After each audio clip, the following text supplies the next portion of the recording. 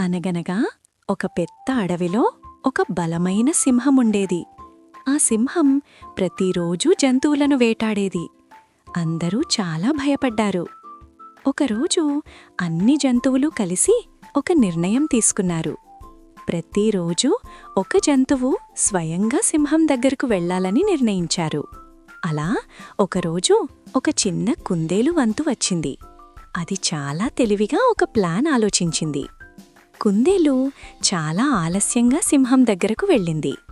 దాన్ని చూసి సింహం కోపంతో అరిచింది. ఎందుకు ఆలస్యం అని గట్టిగా అడిగింది. కుందేలు భయపడినట్టు నటిస్తూ చెప్పింది, మరో సింహం నన్ను ఆపింది, అది నన్ను తినాలని అనుకుంది అంది. ఇది విని సింహం మరింత కోపంతో, అది ఎక్కడుంది, నాకు చూపించు అంది. కుందేలు సింహాన్ని ఒక బావి దగ్గరకు తీసుకెళ్ళింది. ఇదిగో ఈ బావి లోపల ఉంది అని చెప్పింది. సింహం బావిలోకి చూసింది. దాని ప్రతిబింబాన్ని చూసి అది మరో సింహమని అనుకుంది. కోపంతో సింహం బావిలోకి దూకింది. కుందేలు తెలివిగా తప్పించుకుంది.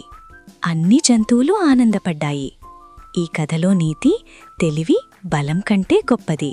ఇలాంటి వీడియోస్ కోసం మన ఛానల్ని ఫాలో అయిపోవాలి మరి.